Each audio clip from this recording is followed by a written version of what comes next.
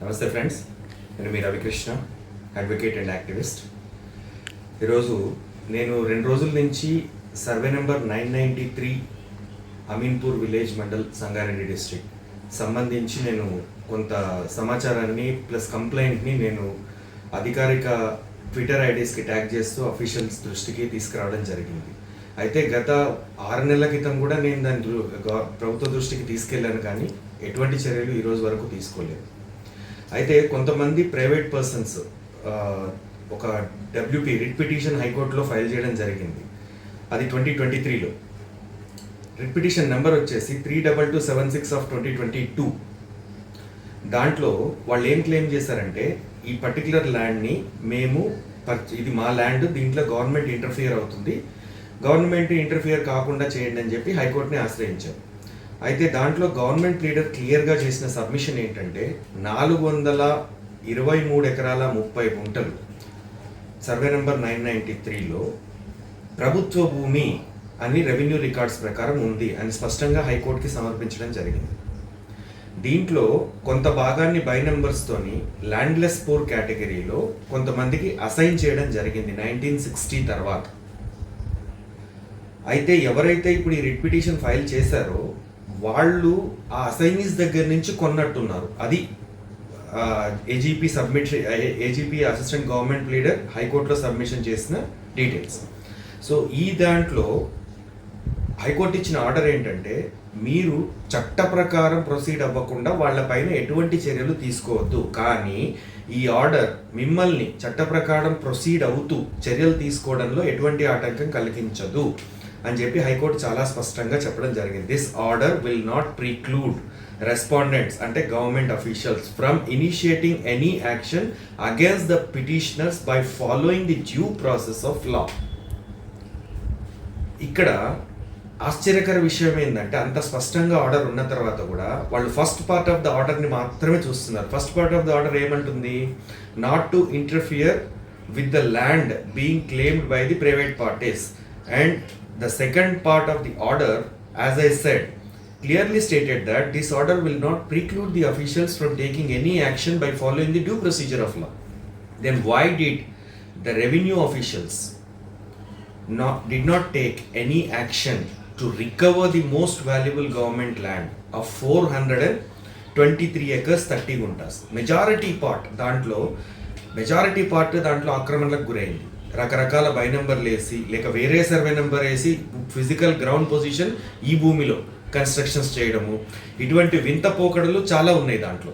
అలాగే దీంట్లో ఒక 2 సర్వే నెంబర్లు 993/1/2/3, 993/1/2/1, అలా ఇంకొకటి 993/1/2/2, ఈ 3 సర్వే నెంబర్లు కలిపి 1.5 ఎకరా మొత్తం ఇది ఒక కంపెనీ పేరు మీదకి మారింది. ఆ కంపెనీ పేరు ఏంటంటే synergy builders and developers LLP. ఈ ప్రభుత్వ భూమి ఆ కంపెనీ పేరు మీద ధరణిలో ఎలా చూపిస్తుంది, పట్టాను ఎలా చూపిస్తుంది, ఈ ల్యాండ్కి ఎన్ఓసి ఏ ప్రాతిపదికన ప్రభుత్వం ఇచ్చింది?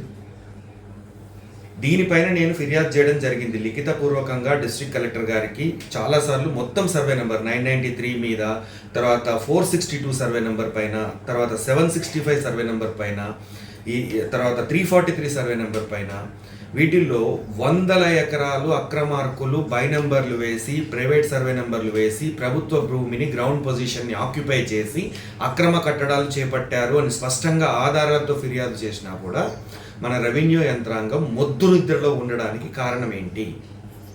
ఎవరి అండదండలతో ఇది సాగుతోంది?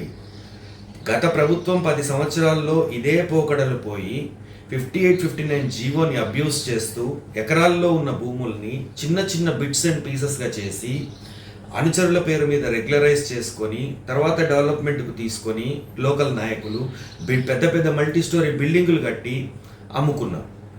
ఇదే ప్రాసెస్ ఇప్పుడు కూడా జరిగితే గత ప్రభుత్వానికి ఈ ప్రభుత్వానికి తేడా ఏముంది? 422 ఎకరాల ప్రభుత్వ భూమిని కాపాడడంలో, దానికి సర్వే చేసి ఫెన్సింగ్ వేయడానికి మీకున్న అభ్యంతరాలు ఏంటి? మీరు జీతాలు తీసుకోవట్లేదా టయానికి?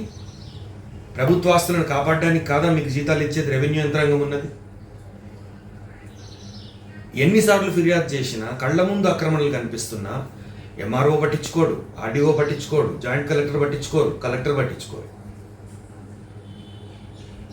మీడియా మిత్రులు వార్తలు రాయరు చాలా వరకు. కారణం ఏంటి అంటే ఎలక్షన్ కంటే ముందు 2023 జనరల్ అసెంబ్లీ ఎలక్షన్స్ కంటే ముందు ఇదే 462 గవర్నమెంట్ సర్వే నెంబర్లో ఉన్న 3 ఎకరాల భూమిలో కొంత భాగం సబ్స్టేషన్ ఉంది, మిగతా భాగం అంతా కూడా కొంతమంది పక్క నెంబర్లేసి ఆక్యుపై చేసుకుంటే మిగతాది ఈ జర్నలిస్టుల పేరుతో వాళ్ళు ల్యాండ్లెస్ పూర్ కేటగిరీ కింద జర్నలిస్టుల వైఫ్లకి ఇవ్వడం జరిగింది. 150-200 గజాలు స్థలాలు.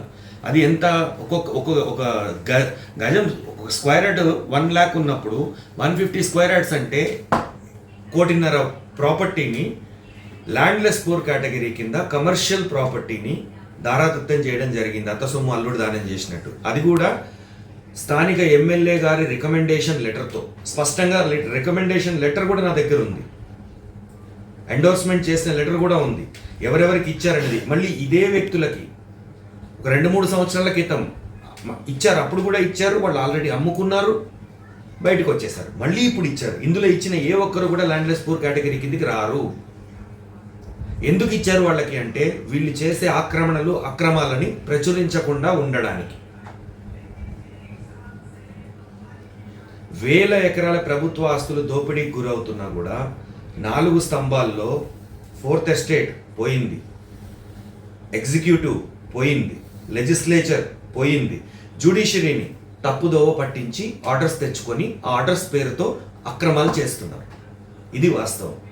దీనిపైన ఇప్పటికైనా స్థానిక మంత్రివర్యులు, తర్వాత ముఖ్యమంత్రి గారు, తర్వాత రెవెన్యూ మినిస్టర్ స్పందించి సమగ్ర విచారణ జరిపి ఈ అమీన్పూర్లో పటాన్చెరు కాన్స్టిట్యున్సీలో ఆక్రమణకు గురైన ప్రభుత్వ భూములన్నింటినీ కూడా స్వాధీనం చేసుకోవాలి అని చెప్పి సవినయంగా విజ్ఞప్తి చేస్తున్నాం.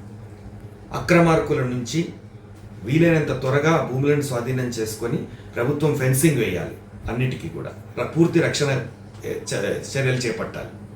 Thank you.